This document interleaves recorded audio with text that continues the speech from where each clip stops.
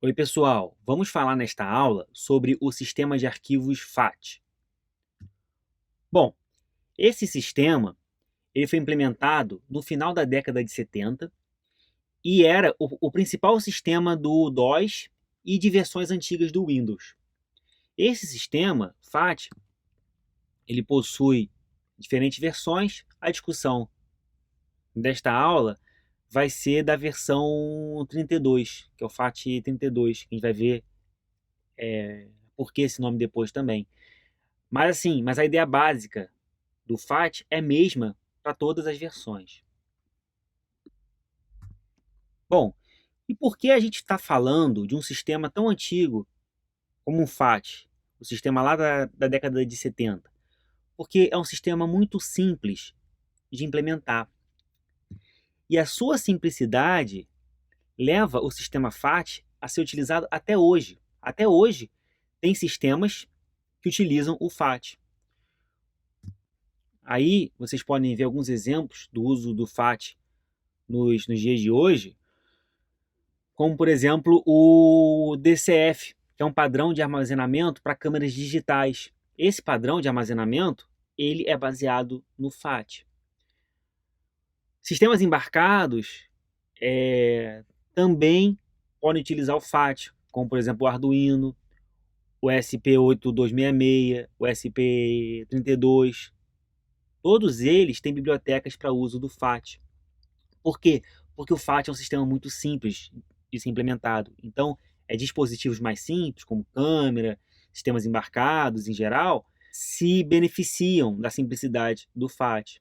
E também o FAT é utilizado quando a gente tem dispositivos de armazenamento que são utilizados por diferentes sistemas operacionais, como, por exemplo, um pendrive.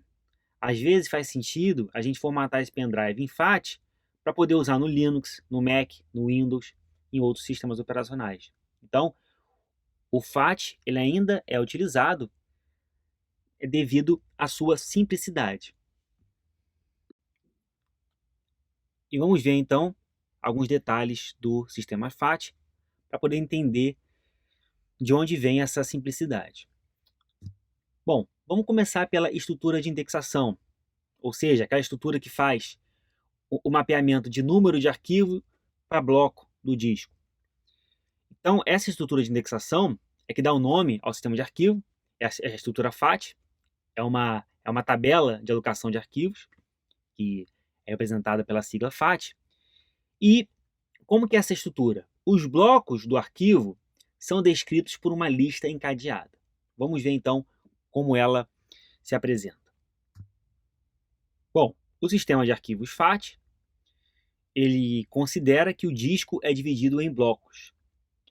Esses blocos têm tamanho fixo e têm tamanhos iguais. Todos os blocos do disco têm o mesmo tamanho. Na nomenclatura do FAT, um bloco se chama cluster. O tamanho do cluster pode ser definido na formatação do disco. Então, quando a gente vai criar aquele volume do dispositivo de armazenamento, que é quando a gente vai formatar o disco, por exemplo, a gente pode escolher um tamanho para o cluster. Aí, no slide, tem alguns tamanhos típicos do cluster no FAT 32, como, por exemplo, o tamanho de 16K para volumes entre 16 GB e 32 GB.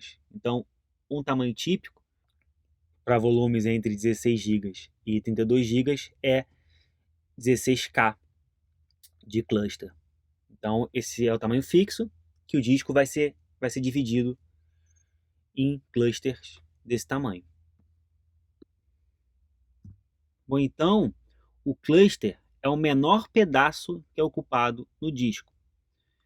Se a gente tem um arquivo que ele é de 8K e o nosso cluster tiver 16K, esse arquivo vai ocupar 16K. Então, é claro, o tamanho do cluster pode causar algum desperdício de espaço. Mas aí é a mesma ideia que a gente tinha com o tamanho da página, quando a gente falou na paginação do gerenciamento de memória. Então, se a gente tem um cluster muito grande, a gente pode ter a fragmentação interna, da mesma forma que a gente tinha lá nas páginas. Então, um arquivo de 8K com cluster de 16K, ele vai estar ocupando no disco 16K. Por outro lado, quando os clusters são muito pequenos, a gente vai ter uma tabela FAT muito grande, como a gente vai ver mais adiante. Bom, então a gente já viu que o disco é dividido em tamanhos fixos. Aí a gente só tem 10 clusters só para simplificar, mas lógico que um disco tem muito mais cluster que isso. E aí a gente vai ter a nossa tabela FAT. A gente tem uma entrada na tabela FAT para cada cluster do disco. Então é por esse motivo que um tamanho de cluster pequeno faz a tabela FAT ser grande. A mesma coisa que a gente tinha lá com a tabela de paginação no gerenciamento de memória. Bom, então, essa tabela FAT vai ser armazenada em um local especial do disco, ela vai mapear os arquivos nos seus clusters associados. Então, é isso que vai fazer a tabela FAT.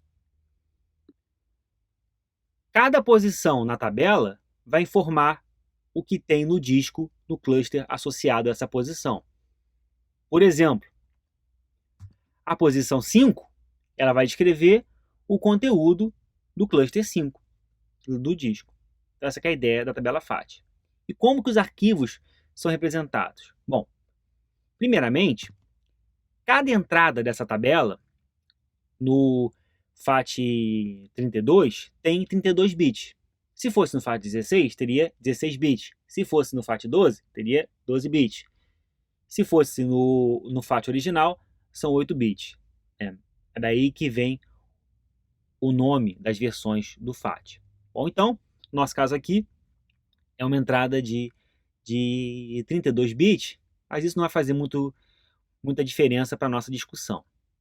Bom, só lembrando o que a estrutura de indexação faz, a gente vai ter o número de arquivo, o deslocamento, e a gente vai ter que saber qual é o bloco, ou no nosso caso agora, qual é o cluster do disco associado.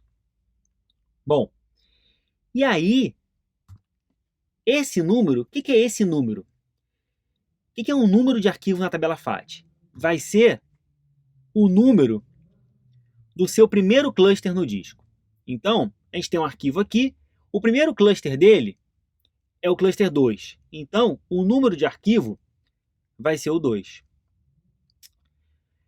Mas o arquivo ele pode ter mais de um cluster, ou seja, ele pode ter mais de um bloco no disco associado. E como é feito? É aí que entra a lista encadeada.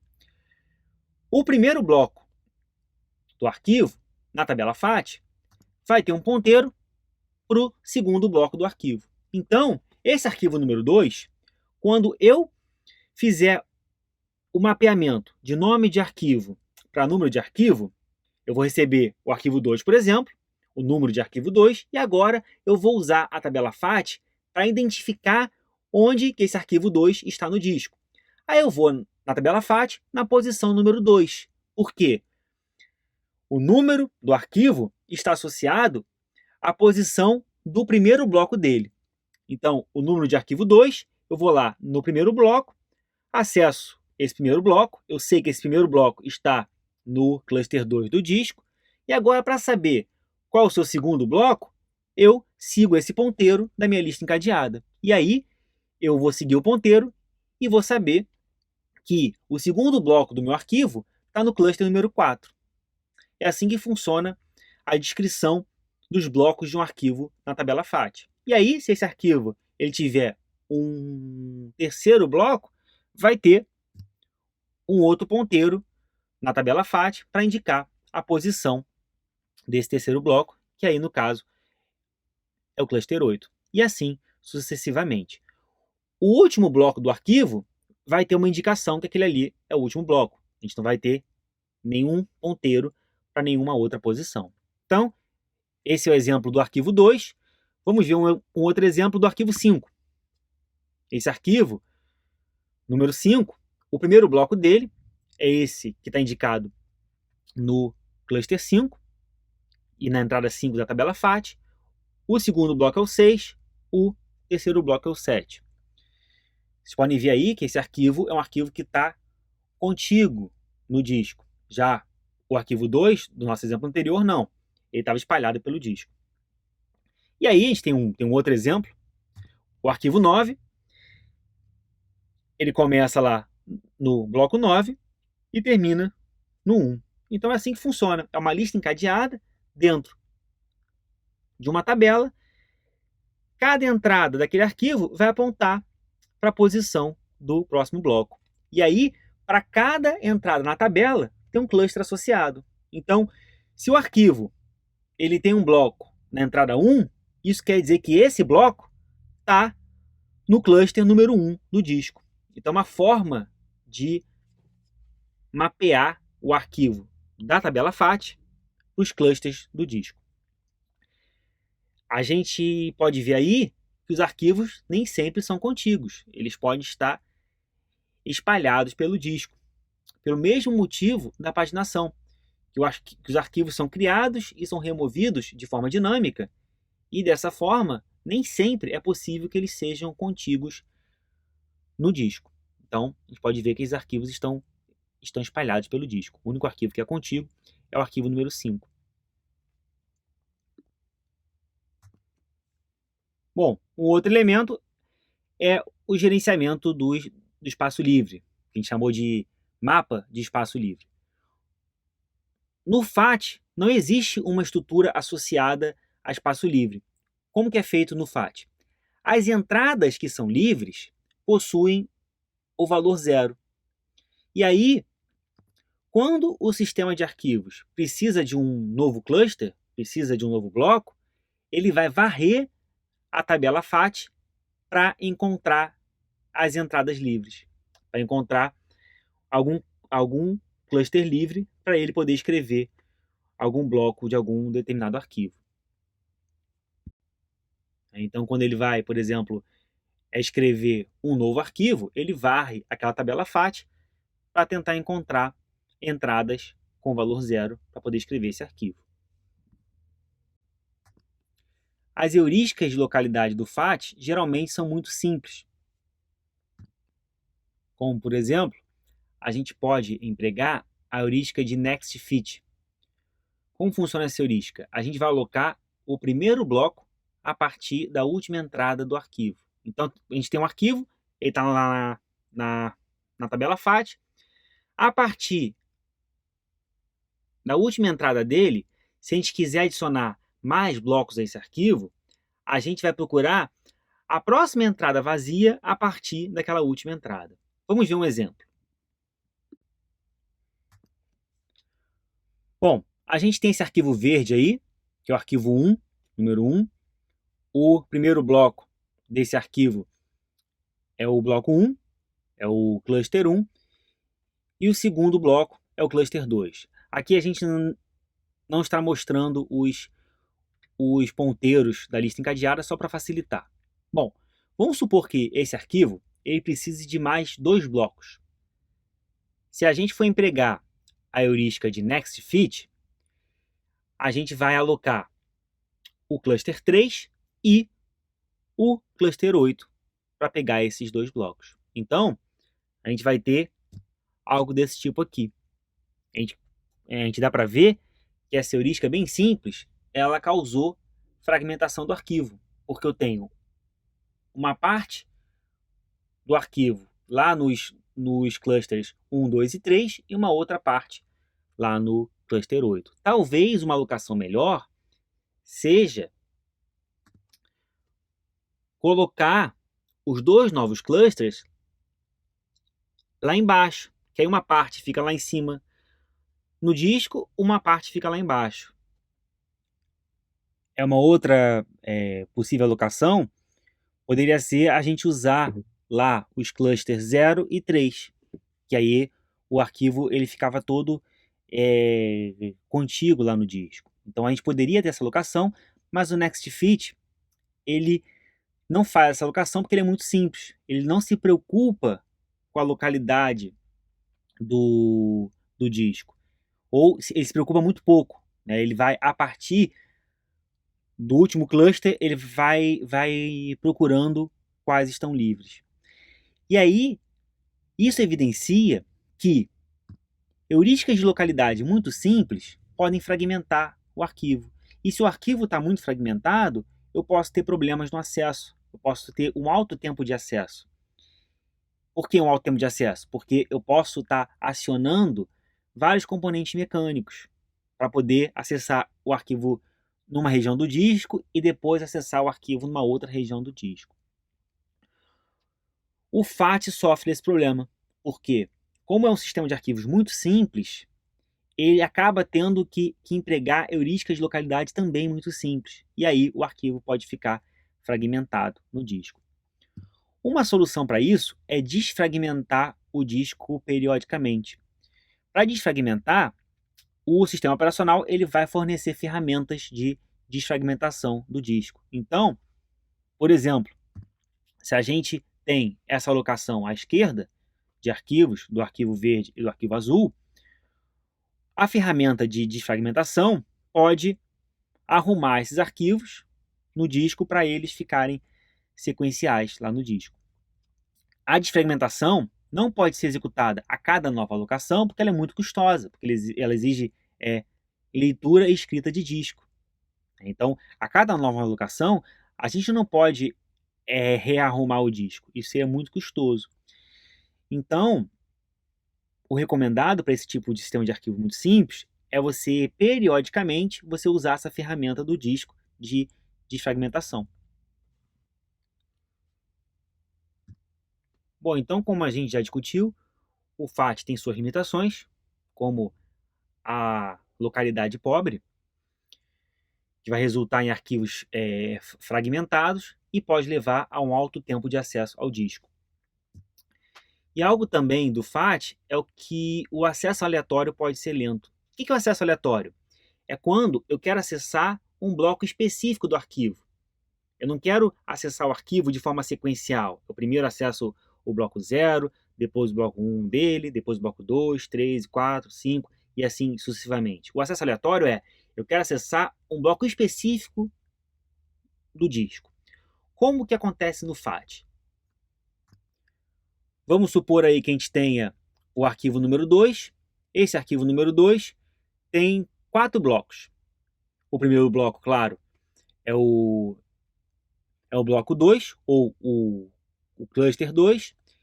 Depois é o cluster 4, depois o cluster 6, depois o cluster 8. Vamos supor que eu queira acessar o terceiro bloco desse arquivo.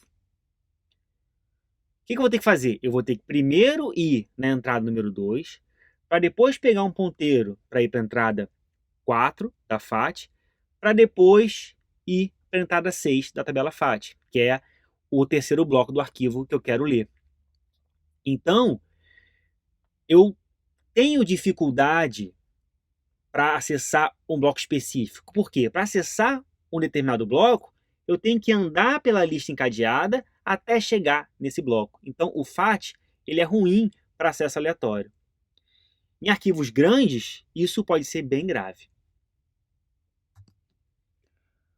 As outras limitações do FAT, não relacionadas à estrutura de indexação, é que os metadados dele não incluem informações de controle de acesso. Então, lembra que a gente viu aqueles bits de permissão, que a gente tinha a permissão para o dono, permissão para o grupo, permissão para outros? No FAT a gente não consegue ter isso, porque a gente não tem campos para colocar as informações de controle de acesso. Ele também não suporta múltiplos enlaces físicos. Como visto na última aula, um sistema de arquivo geralmente permite múltiplos ponteiros para o mesmo arquivo. Aqui não é possível, porque a gente tem aquela lista encadeada muito simples. Então ele também é um sistema que não suporta múltiplos enlaces físicos. E também é um sistema que possui limitações do tamanho do volume e do tamanho do arquivo. Vamos ver primeiro as limitações do tamanho do volume. No FAT32, cada entrada tem 32 bits, mas 4 desses bits são reservados. Então, eu teria 28 bits para endereçar clusters. O que é endereçar cluster? É você endereçar qual é o próximo cluster do arquivo na lista encadeada. Então, a gente teria 28 bits para o ponteiro para o próximo cluster. Essa é a ideia. Bom, esses 28 bits vai dar um limite teórico de cerca de 268 milhões de clusters. Se a gente for pensar em clusters de 16K, a gente vai ter aproximadamente um limite teórico de 4 terabytes por volume.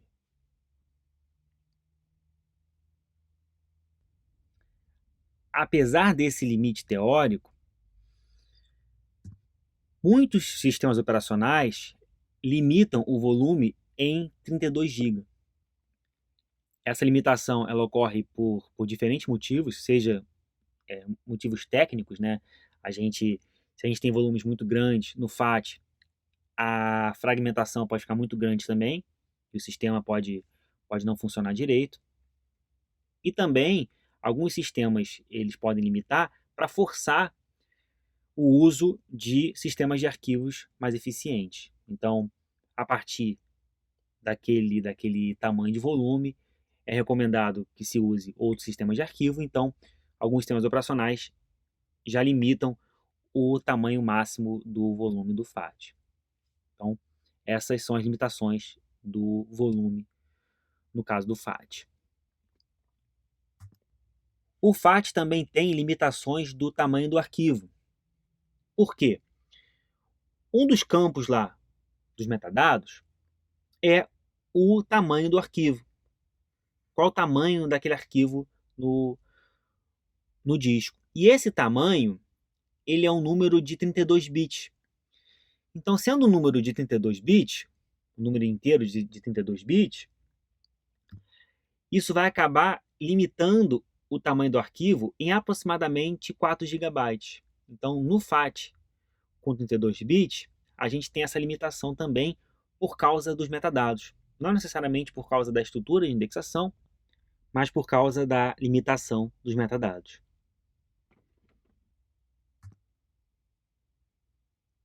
Bom, então, aqui nesta aula, a gente falou sobre o sistema de arquivos FAT.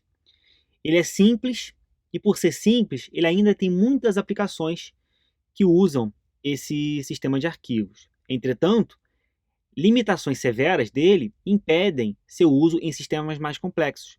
E sistemas mais complexos podem ser, por exemplo, os computadores pessoais. Você, num sistema de arquivo principal de computador pessoal, ele não usa mais FAT, porque ele precisa de volumes maiores, precisa de uma heurística de localidade mais eficiente, então eles não são utilizados em sistemas de computadores pessoais, nem servidores, nem sistemas mais complexos. Mas em sistemas simples, como sistemas embarcados, câmeras, pendrive, eles são mais utilizados. E aí, a leitura complementar que descreve o sistema FAT.